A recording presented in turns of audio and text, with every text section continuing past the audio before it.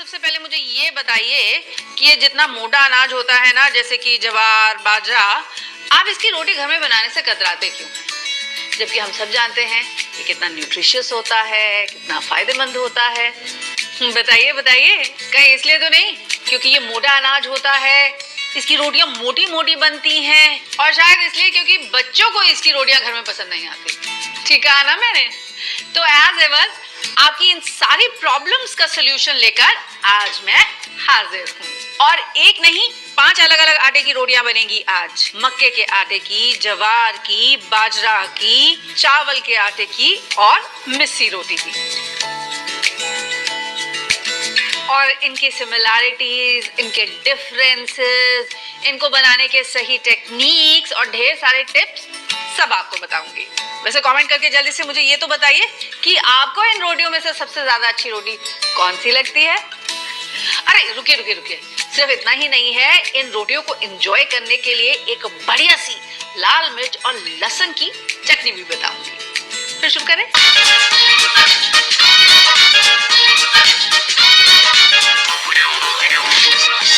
तो चलिए, सबसे पहले तो आपको ये पांचों फ्लावर्स दिखाती हूँ और इनके कलर और टेक्सचर का डिफरेंस दिखाती हूँ।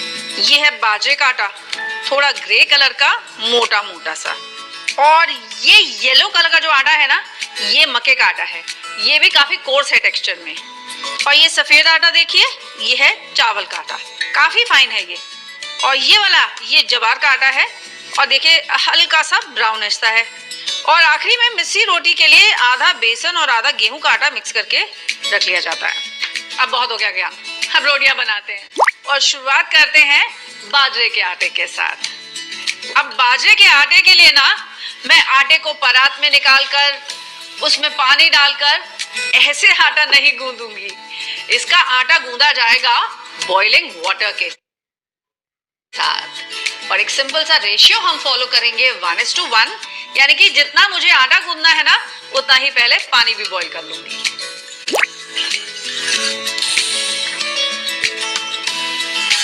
और यही नोट कर लीजिए आप अपनी tip number 1 of the day, जो ये कहती है कि आप बाजरे का, मक्के का या फिर ज्वार का कोई भी आटा इस्तेमाल करें ना, तो वो फ्रेशली मिल्ड होना चाहिए, यानी कि ताजा होना चाहिए।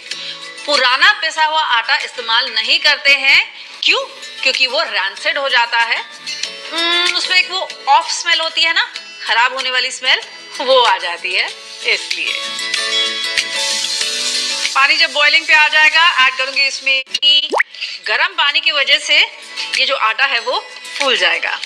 एंड वंस दैट हैपेंस, इसे हम अपने परात में निकाल लेंगे, थोड़ा ठंडा कर लेंगे, और जब ये हैंडल करने लायक हो जाएगा, आप इसको गर्म पानी के साथ गूंदेंगे ना, तो आपकी रोटी पतली भी बनेगी और एकदम नरम एंड सॉफ्ट, फूली फूली भी बनेगी।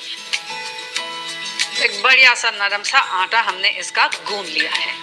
और अब नोट कर लीजिए आप अपनी next tip of the day, जो ये कहती है कि इस आटे को गूंदने के बाद ना, इसको रेस्ट करने के लिए बिल्कुल नहीं छोड़ते हैं, इमीडिएटली इसकी रोटी हम बना लेते हैं। अब इसका जो आप लोई बनाएंगे, उसको कम से कम 30 सेकेंड के लिए अपने हाथों में जरूर रोल कर लेंगे। ऐसा करने से ये डो जो है थोड़ा इकट्ठा हो जाएगा। अब जैसे रोटी बनाते हैं, एग्जैक्टली वैसे ही इसकी रोटी बनाइए।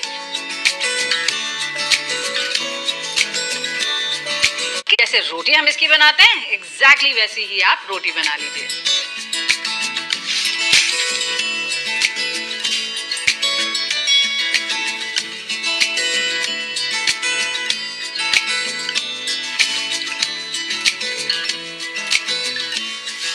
तो ये तो हुई बाजरे की रोटी, देखिए कितनी नरम है ये रोटी और कितनी पतली भी।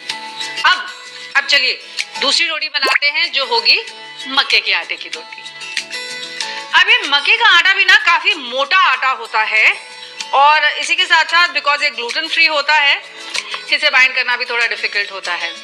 लेकिन इसके लिए हम बॉइलिंग वाटर का इस्तेमाल तो नहीं करते, हाँ गर्म पानी से इसको जरूर गूंथते हैं। और जैसे मेरी माँ करती थी, जितना आटे की रोटी अभी आपको बनानी है ना, इमीडिएटली बस उतना ही आटा वो लेती थी, उसको गूंथती थी, और उसके बाद और आटा गूंथती जाती थी। एक लोई भर का आटा जो है पहले इसको मैं गूंद लूँ। अब मक्के के आटे को गूंदने के बाद ना बिल्कुल रेस्ट करने के लिए नहीं छोड़ते हैं, क्योंकि वो पानी छोड़ देता है। इसीलिए थोड़ा थोड़ा करके हम इसे गूंदते जाते हैं और साथ ही साथ में पकाते भी जाते हैं। मक्के के आटे की रोटी जो होती है उसे पकने में लगता है थोड़ा सा समय, इसीलिए तब तक दूसरी रोटी का 2 चम्मच तेल के साथ गर्म पानी के साथ मैं इसका आटा नीड कर लूंगी। थोड़ा थोड़ा करके इसमें पानी ऐड करते जाइए और आटे को अच्छे से आप मलते जाइए जब तक कि ये सारा इकट्ठा होना शुरू नहीं हो जाता और इसका एक स्मूथ डो नहीं बन जाता। पहले से अगर आपने आटा गूंद के रख दिया ना तो आपका जो डो है वो स्प्लिंटरी हो जाएगा, यानी कि पानी छोड़ देगा, एंड एज अ रिजल्ट आपकी जो रोटियां हैं उनको बेलना या शेप करना आपके लिए देखिएगा कितना मुश्किल हो जाएगा।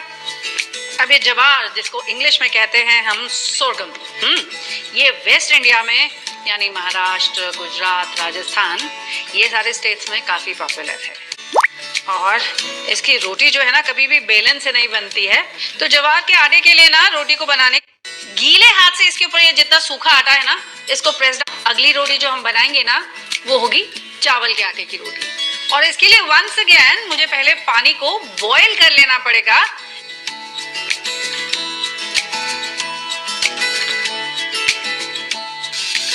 Once again the same ratio हो गया रेडी। अब बनेगी इसकी नरम नरम रोटियां। वैसे ये जो चावल का आटा है ना इसकी रोटी बिहार में, कर्नाटका में, महाराष्ट्र में, इन सब जगह पर बहुत पसंद की जाती है। अब जैसे हम रोटी बनाते हैं चावल के आटे की रोटी भी एग्जैक्टली वैसे ही बनेगी, बस हाँ हर लोई को आपको कम से कम 30 से 40 सेकेंड के लिए अपने हाथ में अच्छे से रोल आउट कर लेना पड़ेगा।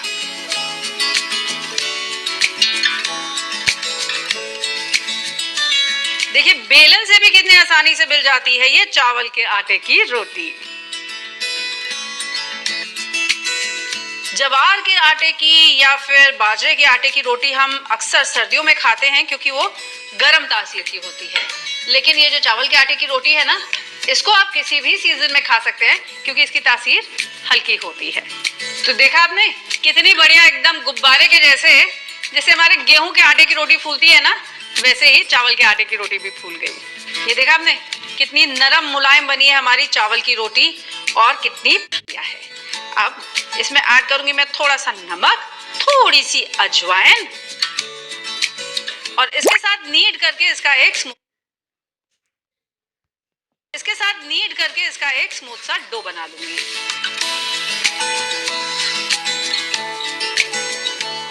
डो जब नीड हो जाएगा ऐड करेंगे इसमें 1 टीस्पून ऑयल और इसे अच्छे से फिर से नीड कर लेंगे। अब 10 मिनट के लिए पहले इस डो को हम रेस्ट कर लेंगे और फिर इसकी थोड़ी मोटी मोटी सी रोटियां बेल लेंगे।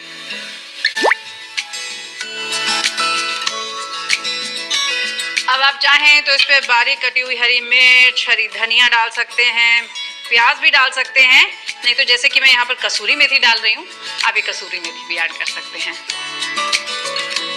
बेसन की रोटी ना थोड़ी खुश्क यानी ड्राई होती है, इसीलिए इसे बहुत ज्यादा पतली नहीं बेला जाता है, थोड़ा सा मोटा रखा जाता है। और इसको भी मीडियम हॉट तवे पे हम सेक लेंगे, तब तक दूसरी रोटी बेल लेते हैं।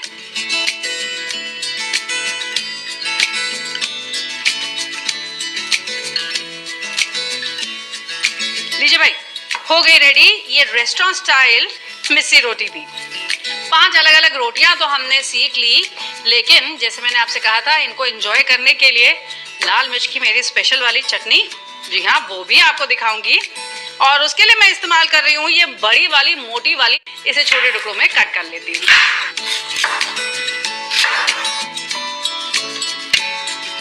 अब इसके साथ डाल लीजिए लहसुन की कलियां और थोड़ी सी तिल भी, और इसको मिक्सी में पीस करके इसका एक दरदरा सा हम पेस्ट प्रिपेयर कर लेते हैं। लीजिए पेस्ट डन। अब चढ़ाते हैं एक पैन और पैन में लेते हैं हम थोड़ा सा ऑयल।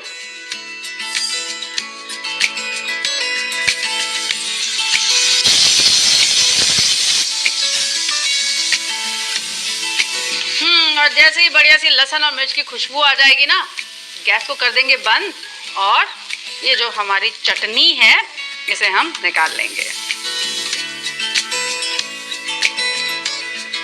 चलिए जी, हो गई तैयार हमारी पांचों की पांचों रोटियां।